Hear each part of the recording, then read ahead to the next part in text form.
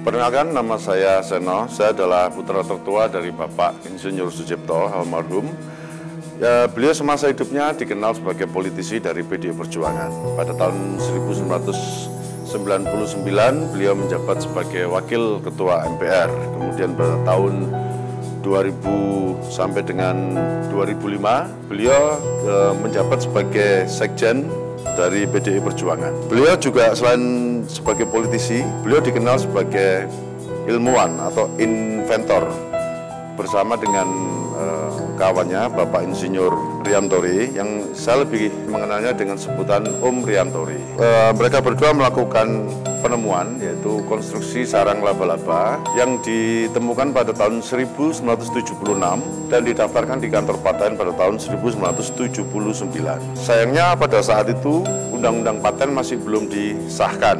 Pada akhirnya mereka berdua ditawarkan dua opsi. Opsi pertama adalah permohonan paten menunggu Undang-Undang Paten disahkan, tetapi tidak boleh dipasarkan dan tidak boleh dipublikasikan atau dilaksanakan.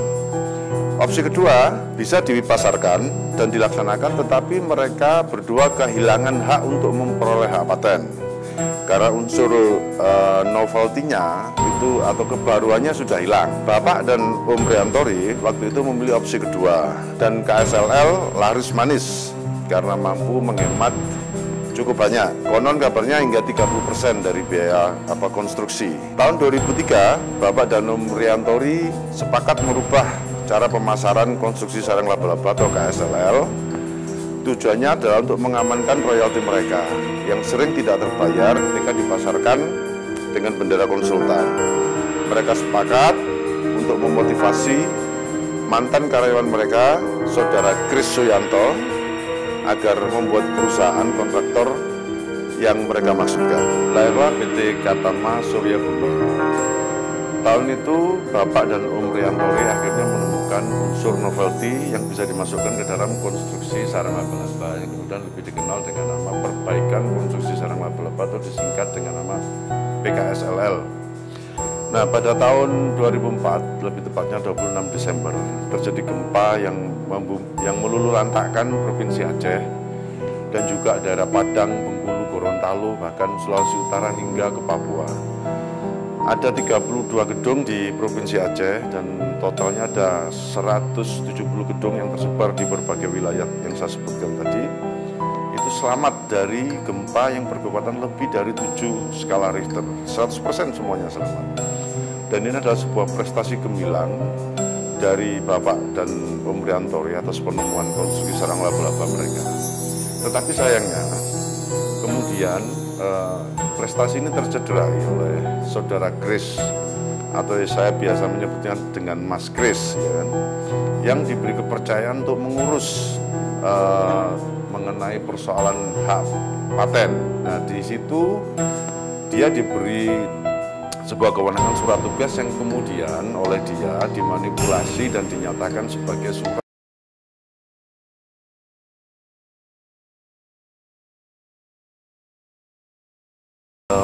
menurut Om Riamtori dan Bapak waktu itu mereka terkecoh dengan istilah pemegang atau pemegang hak paten. Tetapi mereka karena merasa memang memegang, mereka tetap membiarkan. Pada tahun 2011 kemudian Bapak meninggal karena sakit, dan pada tahun 2012 Mas Kris ini kemudian baru kelihatan belangnya.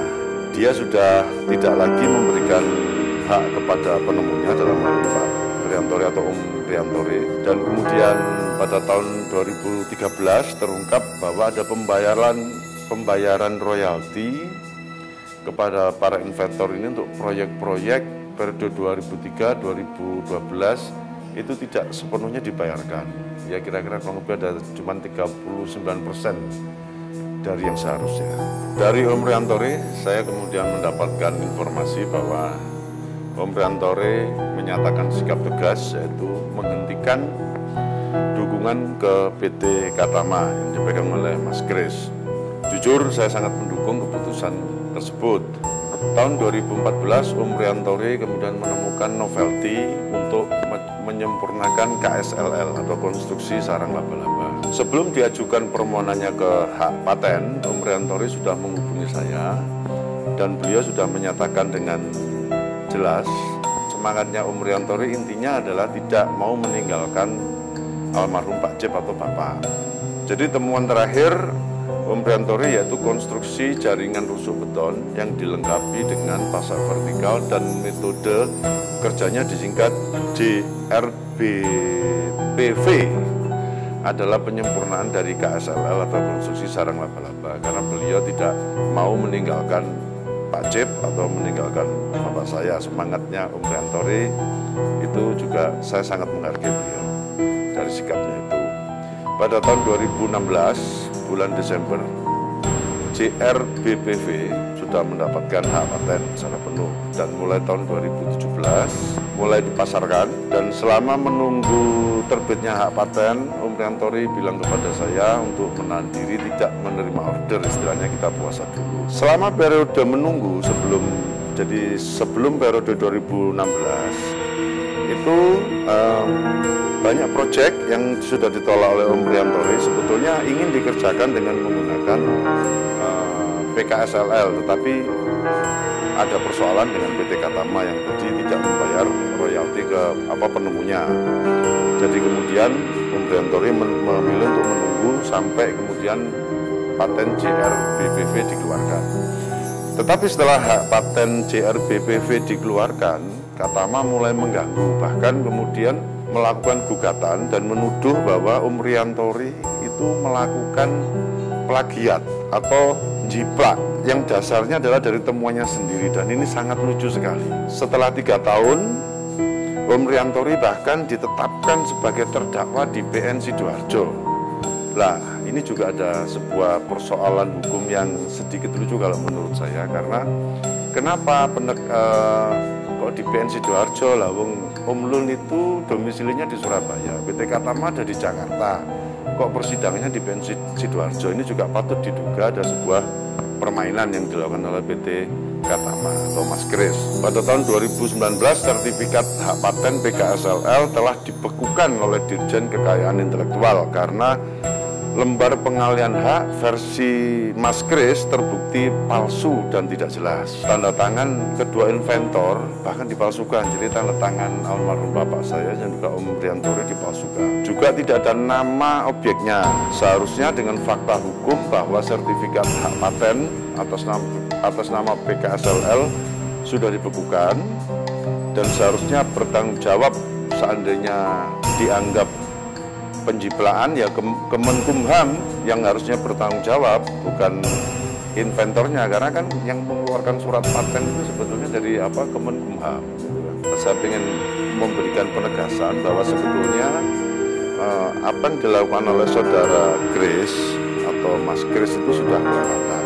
Dia diberi kepercayaan sebagai mantan karyawan untuk membuat sebuah perusahaan, juga diberikan hak untuk memasarkan, mendapatkan keuntungan dari situ, kemudian hanya membayarkan royalti kepada penemunya, itu pun tidak dibayarkan dan malah menuntut penemunya, kemudian melakukan permainan-permainan hukum. Nah, ini saya harapkan saya bisa memberikan klarifikasi lewat video ini, sehingga kemudian nanti Om Riantori bisa dibebaskan dari dakwaan di Pengadilan Negeri Sidoarjo. Jadi kalau menurut saya persidangan yang dituduhkan kepada Om Riantori di Pengadilan Negeri Sidoarjo itu sudah selayaknya untuk tidak dilanjutkan atau dihentikan, karena sudah tidak hanya salah subjek dan juga salah objek, tetapi dari sisi pemikiran rasional ini kan sangat lucu. Kalau di dunia saya mungkin kurang tahu, tapi kalau di Indonesia ini pertama kalinya seorang penemu yang itu bisa dibilang sebagai aset nasional kemudian dituntut atas penemuannya sendiri oleh seorang mantan karyawannya yang tidak terlibat dalam proses penemuan itu. Saya sendiri mewakili anak tertua dari almarhum Pak Cip, yang kebetulan saya juga sebagai saksi hidup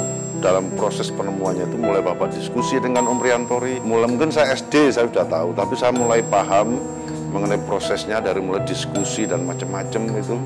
Mulai dari SMP saya ikuti, dari SMA, nah kemudian terus sekarang Bapak sudah meninggal dan Om Riantori malah yang dituntut atas penemuannya sendiri. Ini sangat tidak rasional, dan ini sangat mencederai dunia teknokrat yang kebetulan ini adalah sebuah penemuan konstruksi. Dunia akademis ini juga sangat tercederai, dan saya harapkan proses ini segera dihentikan atas nama hukum dan juga atas nama rasional.